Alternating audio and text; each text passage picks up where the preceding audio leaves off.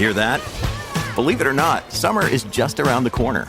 Luckily, Armor All, America's most trusted auto appearance brand, has what your car needs to get that perfect summer shine. Plus, now through May 31st, we'll give you $5 for every $20 you spend on Armor All products. That means car wash pods, protectant, tire shine, you name it. Find out how to get your $5 rebate at armorall.com. Armor All, less work, more clean.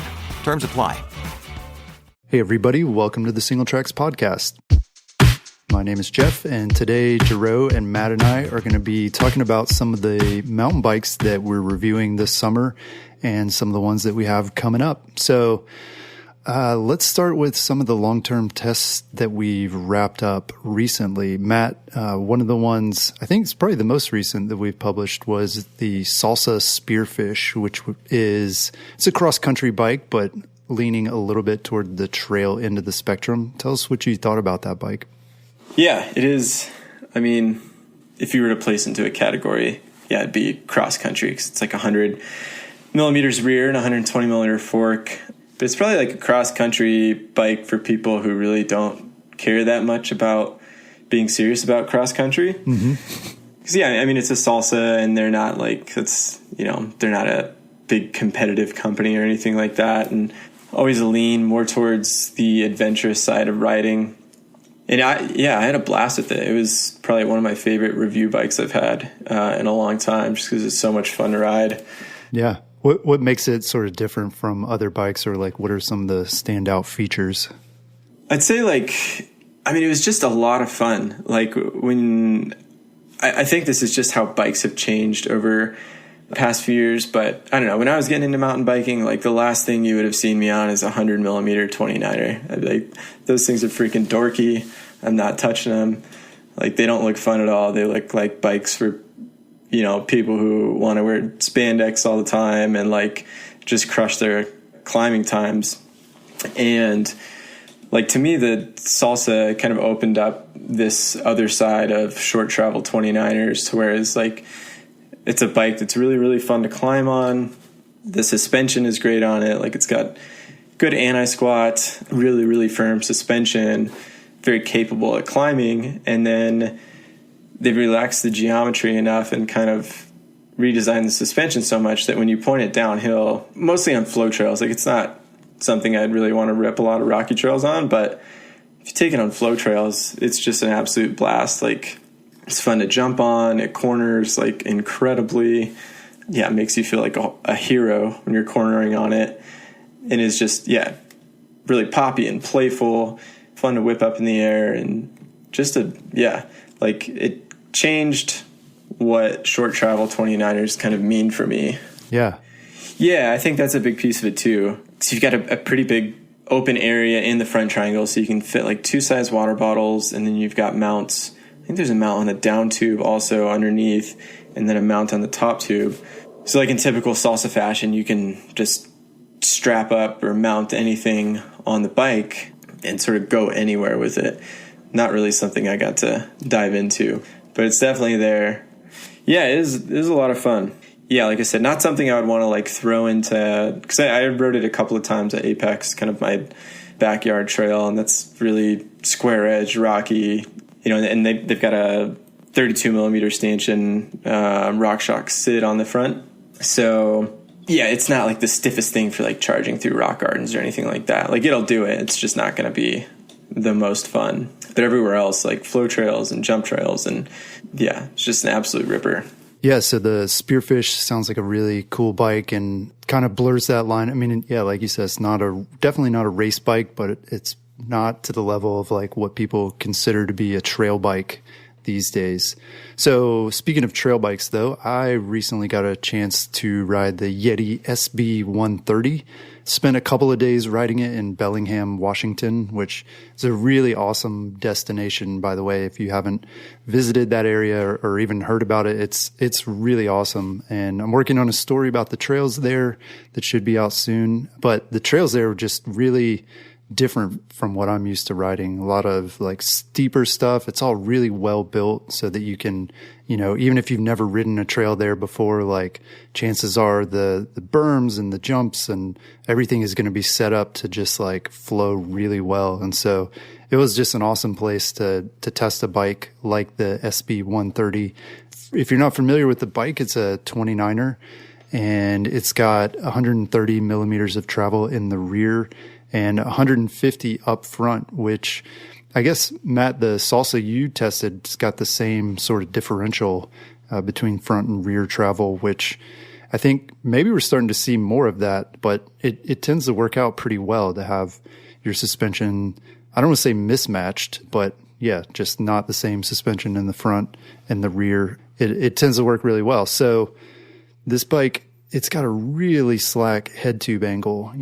This bike was replacing the Yeti SB 4.5, I believe, which offered a similar amount of travel. But this new SB 130 is actually 2 degrees more slack, and it's got a much steeper C-tube angle as well, 3 degrees steeper. So they changed the geometry up a good bit, which is interesting. I mean, that's what we're seeing with all bikes, right? They're getting longer, lower, and slacker. This one definitely checks 2 out of 3 of those boxes. And in a lot of ways, they're going pretty extreme. I mean, we've looked at sort of charted over time, like these measurements on different 29er trail bikes, and Yeti is definitely back out in front with this geometry and these specs on the SB 130. The bike that I tested was basically, it wasn't as a really custom build, and it would be sort of toward the top of the line. It had the best Fox suspension on it, and mine was set up with the brand new XT group set. So XT brakes, the XT 12-speed drivetrain, even the XT trail pedals, all of that was new stuff. And the group worked out great. Yeah, can't say enough good things about that. I posted a couple of reviews actually of the new XT group set on the website, so you can go on there and read those. But yeah, the bike itself was super lightweight because it is that top of the line build, well under 30 pounds. And I think this was my first time riding the Switch Infinity platform, which is what Yeti calls their setup. And yeah, I mean, I found it offers a really efficient pedaling platform. Some of the trails we were riding had like super steep climbs. I mean, some of the steepest climbs I've probably ever done, and stayed on the bike. And yeah, it works really well. Not a lot of pedal bob or anything like that. And the XT group definitely deserves a lot of credit there as well. The gearing ended up being really good for that kind of thing. Perhaps the biggest limitation was just how slack the front end of the bike is. It did feel a little wandery. And even with that really steep seat tube angle, on some of these climbs, I just couldn't get far enough forward on the saddle. But again, that was probably an extreme case. The suspension itself, I felt like has a really good balance between linear and progressive feel to it. And for those who maybe don't understand those terms, like linear would be, the suspension feels the same from like small bumps all the way up to like big hits, where progressive is going to be like a little bit more supple and light, like on small bumps. And then it's really going to ramp up, like if you do, drop off a ledge or something. They like to say that their suspension is pretty linear, which gives bikes kind of like a racy feel to them. A lot of people prefer that, but I would say this was like in between. And I'm more a fan of progressive suspension myself. And so, yeah, but this was a good balance. And then I also found the bike was really maneuverable despite the really long wheelbase. Again, they're pushing the envelope on the geometry, and this is a long bike. It's a 29er, but it still worked really well in the corners and like through tight sections and trees and stuff like that. I guess what I walked away from that feeling was that this is really Yeti's most versatile bike in their lineup. I mean, and that makes sense, right? It's a trail bike, and so it's in the middle. It's going to try to do everything pretty well. It's going to try to climb well, but also descend well. And for me, they hit the nail on the head, and that's probably the bike I would choose if I were buying a Yeti. So to ping off of that, after spending some time on the Yeti SB100, because the value of Yeti, I think, is what gets debated the most when people are like, well, is it worth that kind of money? So like, do you think after spending a few days on it, you could see yourself buying a Yeti?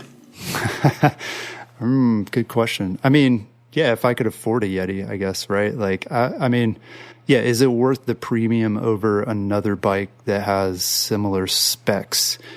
That's a good question. I mean, I guess I would have to do more of a like back-to-back test because it's hard. Like every bike is really awesome when it's like tuned up right and everything is like fresh on it. And that's a good question. I don't know. And the premium that they offer too, or that they command, I should say, you know, it has a lot to do with the materials and some of the tech. I mean, if you look at Switch Infinity, like it's not like anything else out there. And frankly, it looks very complex. It's got a lot of parts to it. And so it kind of makes sense why they have to charge more for it. But at the same time, you know, yeah, are you really getting that added benefit out of it? And I don't know. So Gerow, speaking of trail bikes and moving sort of up the spectrum of aggressiveness, you got to visit Orbea in Spain, right? A few weeks ago, and you tested out the new Ocam, which is a trail bike. Tell us a little bit about that new bike. Yeah, it was another bike with the new XT Grupo on it. We went and rode in the Pyrenees around Aïnsa, and it was, I mean, the bike really, I was super impressed. I was testing Orbea's Rayon at the time, which is like a very similar bike. It has a little bit more linear rear suspension, and I think it had maybe one centimeter more travel in the rear and 1 centimeter more travel in the front at the time. They've since updated the Rayon. But yeah, the Ocam is a 150 millimeter front, 140 millimeter rear bike. You can also order it with 140 millimeter shock in the front if you prefer. And just a super fun bike. It really felt like a baby Rayon, like a little enduro bike. Lighter, but just as capable as pretty much any enduro bike I've ridden. It has a 66 degree head tube angle, so it's reasonably slack for a trail bike. 440 millimeter chainstays, so it's a little more stable than some trail bikes for sure. I think the Rayon might have 430. I can't remember exactly. And this bike was an upgrade from the original Ocam, which was a 120 millimeter rear, 130 millimeter front trail bike that was 29 or 27.5 plus, and had it had like a flip chip, and this bike is just, it's one bike. It's a 29er with one geometry, and that's it. And it was amazing to ride. I mean, the bike climbed better than I would have expected by a long shot. Like it was really cool to experience a bike with that much descending capability that could really climb, like without even locking it out. It was great.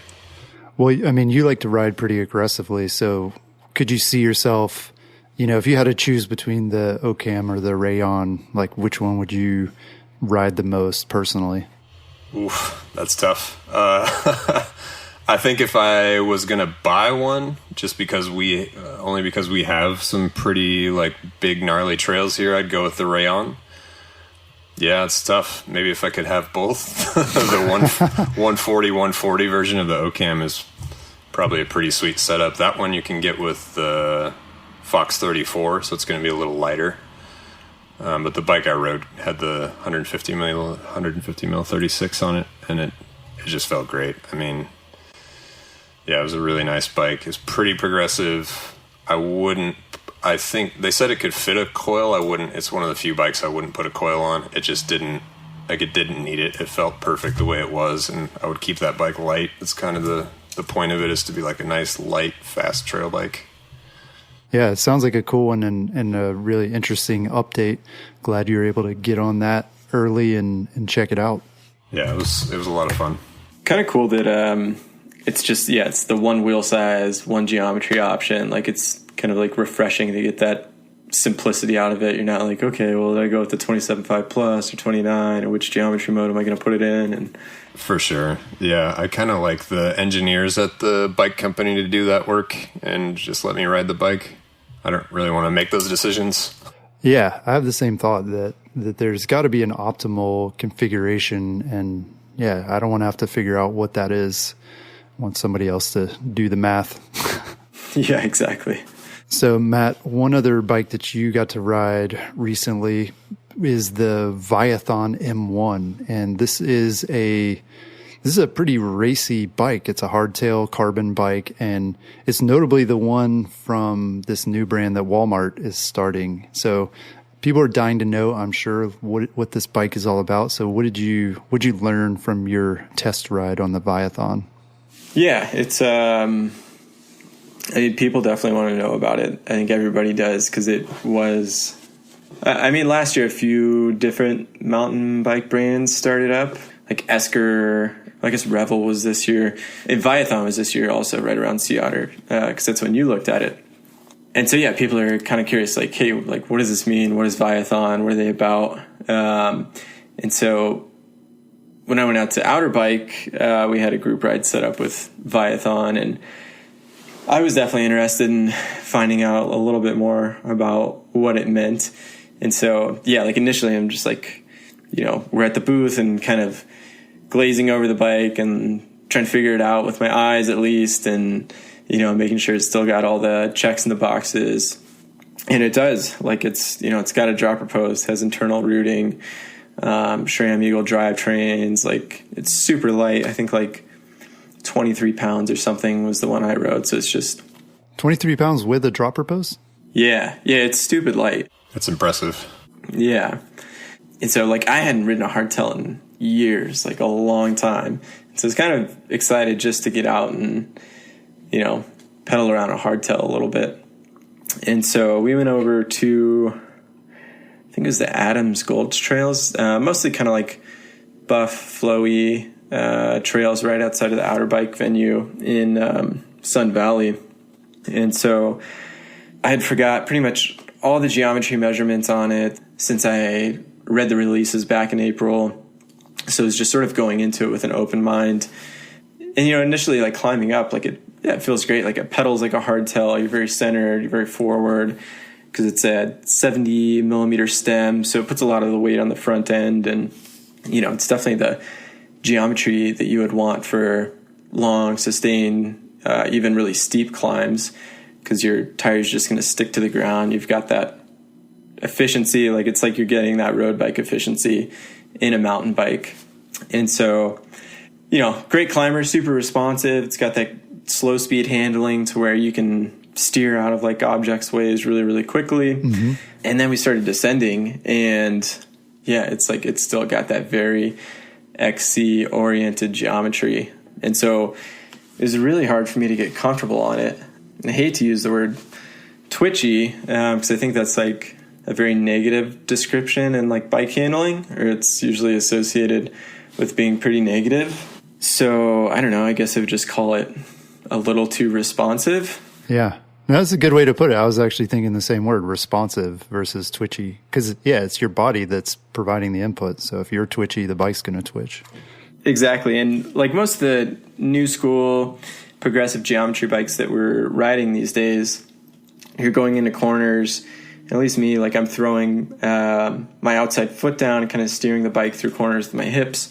And with this one, it's like, it's still so forward centered that you're steering with your hands a lot rather than your hips. Like, it doesn't feel like it really translates the movements of your hips. Like, it's, you know, and so we stopped, and I was like, man, what is the head angle on this? And it's 69.5 degrees. So it's like, I mean, it's steep. It's steep for these days. Like, it's not like, it's kind of steep. Like, it's a steep head angle for a bike these days, you know, unless it's a World Cup cross-country hardtail. And then you're kind of seeing bikes that are still around that 69.5 degree head angle. But even those are starting to taper off. Like, even World Cup full suspension XC bikes now are like 67.5, 68. And it just makes descending that much more comfortable. So I guess I kind of think like I'm most confused about Viathon's message and who they're trying to appeal to.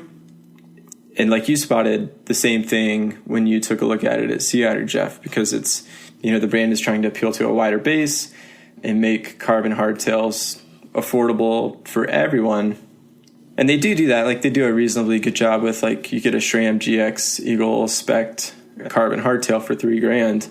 And so that might appeal to a lot of people, but I don't think the geometry is best suited for a wide rider base. Like, to me, it's still like, I think if you're a NICA racer and you're somebody who's young and wants like a fast XC bike that you can hop into and be competitive with the Specialized S-Works, Epic, and Scott Scales and things like that, then yeah, it's probably a great bike for that. But for a wider rider base, it just did not feel as comfortable as it should.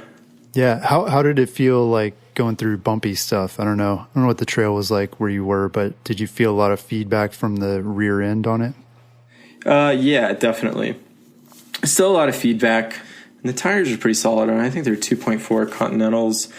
And then you get quite a bit of noise from the internal routing, which is like really bouncy with inside the frame, and the chainstay, because you get a lot of chain slap, and the guard on there just doesn't really do any noise damping. So a good bit of noise. And yeah, I mean, you still kind of get that hardtail, like you're feeling a lot of feedback from the rear end, but you know, since it's not steel or not aluminum, you're not getting those damping characteristics out of it either. So yeah, I mean, it seems like too that this is an interesting bike, I guess we'll put it that way, for Viathon to launch with, at least on the mountain bike side. It should be said they have a road bike, and is it also a gravel bike or like a cyclocross bike? Yeah, the G1 for gravel, R1 for road, and M1 for mountain. Yeah. So yeah, who knows what the M2 is going to be? Maybe it'll be something a little more trail oriented, or yeah, who knows? So it's an interesting start, and we'll definitely keep watching it and see what else they come up with. You know, we're always testing new bikes, getting new bikes in for review. And so let's talk a little bit about the ones that we're working on right now. Gerow, you've got another Yeti, the SB150, that you're checking out right now. Tell us about that bike. Yeah, I actually just picked that up while I was at the World Cup in Leger, and it's a weapon for sure. It's got 150 millimeters of rear travel and 170 at the fork. And I would say that this bike, the overall setup of it, the way it feels, the build is like, it's a race machine. Like, there's no question about it. I mean, I'm sure that you can set it up to be a great bike to ride on your local trails, but its intention is pretty clear. The medium that I have has a 460.2 millimeter reach, so pretty average, I would say. A fairly slack 64.5 degree head tube angle, 77 degree seat tube angle, to kind of make up for that a little. And 433 millimeter chainstays, which feels noticeably short. Like, you can get the bike in the air when you need to. I rode it. I've only ridden it a couple of times, and I was riding at the park in Leger before the race one day, and I hit this jump and didn't realize it was a double, and I wasn't going fast enough. I just had to like bunny hop off the top of it once I saw the gap in between, because it was just kind of like emergency situation. And I think those short chainstays helped out a little bit. Like, I was able to loft just enough to get to the other side. But yeah, it's a really fun, really playful bike. I also rode it the other day in La Tuile on the way home, which is like really, really steep trails. There's a few downhill races there every year. The super enduro races have been there, and then the Italian enduro national championships are there in a couple weeks. And so they're definitely the kind of trails the bike was built for, and it felt fantastic. Like, it was really cool. I would say, to compare it to the Rayon, it's for sure a more progressive suspension design. Both bikes pedaled really well, but this one feels longer and more like designed to race. Even more so. I mean, they both do, but this one even more so. Yeah. So cool. Yeah. You got other big rides planned for this bike while you're testing it? For sure. Yeah. There's kind of almost every weekend I have something planned to head to the Alps. So yeah, there'll be a lot of good chances to test it. And then I've got the bike until at least Trophy of Nations in September, so I'll be riding it a lot on local home trails that are plenty rocky and fun. Yeah, awesome. So Matt, another bike I would guess you're pretty much done testing by this point, but that's the Fezzari Signal Peak. And this is a bike that you got specifically to use for the BC bike race, which you just finished up a few days ago. So tell us what you learned about this bike after riding it for like a week straight. Yeah, kind of planned it out to ride specifically for BCBR and logged like 30 miles or 30 hours on it in 1 week. So, whoa, time for a fork rebuild almost. Yeah, right, exactly. And so I kind of had my eyes set on it because it was like it's a 120 front and rear, and like I wanted something that would sort of play to my strengths and weaknesses for BC bike race. And like I feel like I can maneuver short travel bikes well enough through kind of gnarly stuff. And so I wanted something a little bit on the shorter end so that I wasn't suffering as much as on the climbs. Mm-hmm. And so it stuck out. And yeah, I have to say, like, it ended up being a great bike for it. It's, firm suspension platform. It's just a horse link, so it's nothing like too crazy or fancy. And then there's like a little bit of a split pivot thing going on towards the rear axle. But yeah, it felt like the bike for it. It's slacker geometry, of course. So going down some of the steeper, gnarly stuff worked out great. Worked out solid for long, sustained climbs, and it is a longer bike too, but still very maneuverable. And I ended up throwing just a bunch of other review parts on it as well, just to kind of knock out a bunch of review time in 1 week. Yeah. Well, was there anything though that like you would change, regardless of whether you're reviewing the parts or not, but like, would you say the build was BC bike race ready sort of in its stock configuration, or were there like a few things that maybe you would change for the race? Yeah, in its stock configuration, so I ended up trimming the handlebars almost immediately from like 780 to 760, just because I don't really feel like I need anything wider than 760 on anything these days. The tires, so they were 2.4-inch forecasters, Maxxis forecasters front and back, and I like those, but they felt a little bit thin to go for the whole week, and I think they were just the exo casing. And so, I don't know, for riding for like a whole week, I just didn't want to take any chances. So I ended up putting the XC Cush core in and a Kenda Regolith in front that we've got in for review, and a Pirelli Scorpion R in the rear. The mix match, nice. I probably would have done something knobbier up front if I could do it again. The Pirelli R was pretty great, like quick. It's kind of like a semi-slick design. So that one held up great. I think I would, put something a little bit knobbier up front. Other than that, I think just other than the tires, I think it was pretty solid to throw right into the race. And it had brand new Shimano XTR 12-speed on it too. Oh, cool. And that thing, it never skipped a beat the entire week with and we got rain and just mud and loam all over, caked inside the drivetrain and cassette. And I never had a problem with it at all. Awesome. What dropper post does that come with?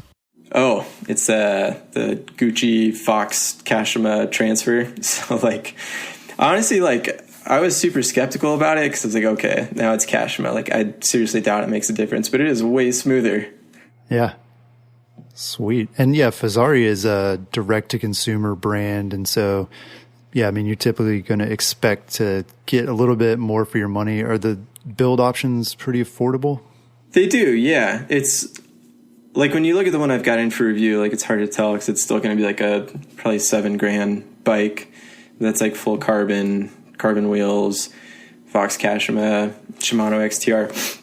But you can still get a carbon frame Signal Peak entry-level build for $3,000. And it's just going to be heavier. It's going to have, lesser grade parts on it and everything. But still a pretty good entry-level price for full suspension carbon bike. Yeah. And I mean, I guess 7,000 sounds like a lot, but with all that, you'd probably be looking at closer to 9 with other brands. So yeah, it does seem like a pretty good value.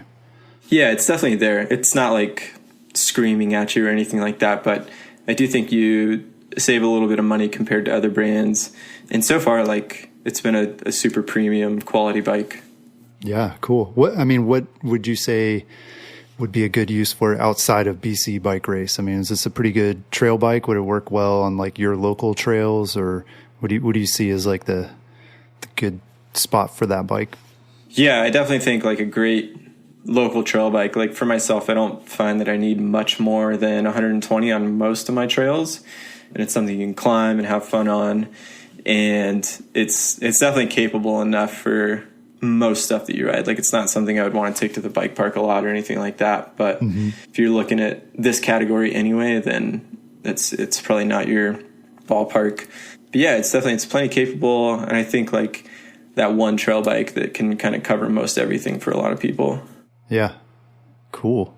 So one of the bikes that I mentioned on our last recap on bikes we're reviewing was the Diamondback Sinker. I think I mentioned that I was going to be getting it in. Well, since our last show, I've received the bike and been riding it a little bit. This is a carbon hardtail from Diamondback. And again, Diamondback is another one of these brands that's known for providing a little bit more value maybe than some of the bigger brands out there. And so, yeah, this is their carbon hardtail. It's the top of the line as far as their sinker line goes at like just under $3,000. So it's not a cheap bike by any means. I mean, $3,000 for a hardtail that's a lot for a lot of people, but there are definitely cheaper versions of this bike.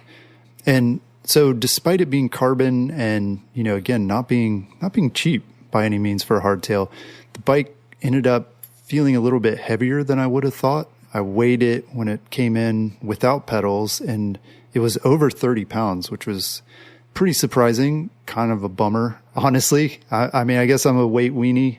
I guess I gotta get that out front. I do like light bikes, and this one is not super light, but the good news is it seems like most of the weight is in the wheels and the tires and the tubes. The bike shipped with tubes in the wheels, so that'll be one of the first things that I'm going to do is rip those out and go tubeless.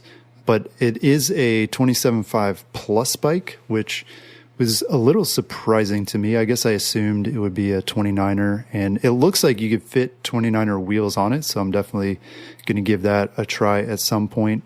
But the bike ships with Maxxis Minions 2.8 inch wide, and I mean, these are great tires. If you haven't ridden the Minions, they're great. And I mean, they make any bike feel really good. Yeah, got to give credit where credit's due. The wide tires and the heavy tires, like, again, at first I wasn't too stoked about it because I was like, man, these are a drag to pedal, and they still do feel like a drag to pedal. It definitely is noticeable when you're, on flat terrain and stuff, but it really does make a big difference in how the bike feels. This bike feels really good. Like, it almost feels like it's got a little suspension in the back. It seems like a bike that I could ride for a long time and not really get too beat up, which is definitely a concern with a hardtail. I haven't had a chance to really take it on any big rides like in the mountains or like all day rides yet, but that's definitely something I plan to do just to see how it works out. But for the rides that I've done locally, it's been really great. It's been a fun bike to ride. Yeah, definitely one of my favorites this year so far. As far as the build goes, I mentioned the tires and the wheels. I swapped out the grips right away because the grips were like really weird and uncomfortable. They're like some Diamondback, like BMX style kind of grips, which seems odd. Like I guess they look cool, but not for me. And then, yeah, the wheels at some point I've got some nice wheels in for review, some carbon wheels. So I may throw those on there just to see how much of a difference it makes in terms of the weight and sort of the ride feel. And then the saddle too. I'm not a big fan of the saddle. It's got like, it almost looks like one of those fabric saddles. I don't know if you guys have tested those, where it's like, it's got like this slick kind of plastic wrapper on it, like the cover on the top. And I've just been sliding around on it a lot in the summer, like you get sweaty and it's just like, yeah, it's a mess. So I'm going to definitely change out the saddle. But yeah, overall, it seems like a really dialed bike and a lot more fun than I thought it would be. And yeah, I'm still loving hardtails. Like I assumed as I get older that like I'll have to give up hardtails and, it's just not going to be comfortable anymore for me. But yeah, I'm really loving this one and stoked to try out more of them. Jeff, do you have a sense of why companies like Diamondback go with 27.5 plus setup? Like, is the advantage or what? I don't know. I'm always curious about that. Like, I don't know. Like I said, I was shocked. I didn't want to admit this, but since you asked the question, I didn't even look very closely when I was like, yeah, I want to review the sinker. I assumed it was a 29er. I didn't look into it real closely. Yeah. And when I opened it up, I was like, kind of bummed it was a 27.5 plus because I was like, well, I don't know that that's my thing. I've ridden them for a while. You know, I converted one of my own bikes to 27.5 plus and had fun with it for a while, but then went back to 29er and said, yeah, you know, I think I like 29er better. But my guess would be one that 27.5 plus was a hot thing for a while, and to be honest, you know, brands like Diamondback are not super fast to respond to these trends. And so could be that they're just a little behind on that. And then I also think for hardtails, it makes a little more sense than it does for full suspension. So, you know, maybe there was more thought put into it other than this is a hot thing, but also that, well, it's a hardtail. And if we put, you know, 27.5 plus tires on it, it's going to ride a little more comfortably.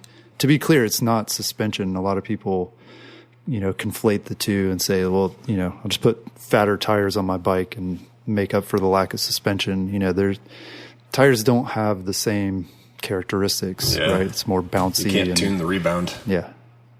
Right. There's no rebound, basically. I mean, unless you put inserts in, and even then it's hard to say that does much. But yeah, so I don't know. I don't know why they did, but like I said, I'm okay with it now. like I've ridden it and it's like, okay, it's pretty cool. You know, my only complaint is just it's a lot more work to pedal it. And I don't know, maybe the people who are buying this bike are not pedaling as much as I do or not concerned with that as much. So yeah, it could be a good choice for a lot of people. So let's talk about some of the bikes that we plan to test or hope to test in the next few months. Gerow, what's one of the ones that you got your eye on? I recently got a good contact here in Europe for Specialized, and I'm interested in checking out the Enduro 29. You know, kind of fits my trend, I guess. But it's got a little shorter reach. It's 440 millimeters. With still the same 430 millimeter chainstays as most enduro bikes, 65.5 degree head tube angle, so pretty much in the ballpark. I would like to try a bike with a little shorter reach again and kind of remember what that's like and see, just kind of get a feel for the difference. I also haven't ridden a bike with 4-bar suspension in a while, so might be cool to check that out. Yeah, we'll see which one they want to send and go from there. They have some bikes with coil shocks and also a few with air. So yeah, it'll be interesting to see which one they decide will work best for where I'm at. But seems like a pretty cool bike. Yeah, I like that. There's definitely something to be said for, you know, trying the new thing, but then going back to the old thing and seeing how it works, you know, as far as the reach goes. Because, you know, you go from shorter reach to longer reach and you're like, okay, I can see the benefits, but then it's like you kind of got to circle back and see what did you really gain and, you know, where are you at? And then the other thing is the Enduro. I mean, it's such an iconic bike. I mean, it was named the Enduro, you know, they must be pretty confident in the product that they're going to give it that name. That's definitely a bike I've wanted to check out for a while now. Yeah, it was Enduro before Enduro. Yeah, right. In terms of like checking out the shorter reach, whenever I get bike in to test, I always make Megan ride it once down the hill. And so then I hop on her extra small orange. And that is an interesting experience. It's like, I feel like I'm riding a squishy BMX bike down the hill. Like it's pretty awesome. So it is good to get a sense of all the different ways bikes can work. Yeah, very cool. Matt, what do you got on your radar? Yeah, some more trail bikes, but I want to up the travel a little bit and have a little bit more, I wouldn't say more fun, but yeah, I just want to get on some rougher trails. So I was looking at the GT Sensor Cannondale Habit, like 130 mil 29ers. So just solid trail bikes. And yeah, hopefully some longer travel enduro bikes and stuff too. I've got a couple that are piquing my interest for when we go to Whistler, because yeah, it's not really something you want to take a short travel trail bike to. Yeah. Well, I do. Yeah. I don't know, Jeff. Jeff wants to suffer. Yeah. Get it in the air a lot less. I'll just be riding the brakes all the way down. Well, yeah. You guys think I'm joking, but we'll see. We'll see what I end up riding at Whistler. Because, yeah, we got our Crankworks trip coming up. Should be fun. My first time going there, so I'm excited to check out the trails. And yeah, I mean, I know enough that, you know, I've ridden plenty of bike parks and taken downhill bikes and enduro bikes down and stuff. And, you know, if I'm honest, I'm much more comfortable on a trail bike on a lot of those trails. So yeah, we'll see. You have to give it a try. Just grab a DH bike and see how it feels. Yeah, I've tried it, and yeah, I'm just not as comfortable. I mean, I probably just need more time on it to get used to it. Maybe bring the sinker just in case. Yeah, I probably need a little more than that at Whistler. I will definitely go full suspension. Don't worry about that. So, yeah, for me, one of the bikes that our listeners and our readers keep telling me that I have to check out and I have to review is the Commensal Meta Hardtail All Mountain. Like I said, a lot of listeners have suggested this bike, you know, given my interest in hardtails, and everybody, I think a lot of it is people who own this bike and they really like it and they want to just hear our take on it. So, yeah, I'm hoping I can get this one. It's a really affordable bike, you know, it's not an expensive bike by any means. It looks like the top end build is under $2,000, and they've definitely got much more affordable versions. So yeah, I'd love to ride this one. It's got more travel and a slacker head tube angle than a lot of the like trail hardtails I've been trying out. And so this will be a good contrast to see like how this bike differs from sort of slightly less aggressive hardtails. Yeah, it looks aggressive to say the least. Yeah. yeah. It looks like a really cool bike. And again, a lot of people are stoked about it, or they have questions about it too, because it is so different. And it's like, wow, that's a good price. Like I could pick one of those up. I just want to know what it's all about. So yeah, could be a good one. And then, yeah, I mentioned this, sort of project bike that I'm working on, the orange P7 29er hardtail frame. I still don't have much progress to report. I've got a headset for it, but that's about it. One of the holdups is the Cane Creek fork. I'm trying to get the new Helm 130 millimeter fork for that. And turns out that's been a really popular fork for them. They've sold out of it pretty quickly. And so the hope is to get in by the end of the summer. And then also probably my plan is to get like the new XT group on it, the whole drivetrain and brakes and all that stuff. So I think all that stuff's going to come together really quickly once I have everything. But yeah, still waiting on some choice parts because I want to do it right. I want it to be a cool bike and to look good and to have a lot of like interesting new stuff on it. So yeah, that one looks super sweet. I think that's going to be fun. Do it all bike. Yep. Yeah. Oh, and the wheels, I should mention, maybe I mentioned this last time, but yeah, I've got some nice carbon wheels from Reynolds, 29er wheels put on it. So yeah, it should be pretty dialed. All right. That's a quick recap of the bikes that we have recently tested, the bikes we're currently testing, and the ones that we're hoping to test soon. As always, we'd love to get your feedback to hear about the bikes that you're into and that you'd like to see us test. And of course, you can read about all of these bikes, see photos, get more information on Single Tracks. Just go on the site and search for the bike you're interested in. That's all we've got this week. We'll talk to you again next week. Peace.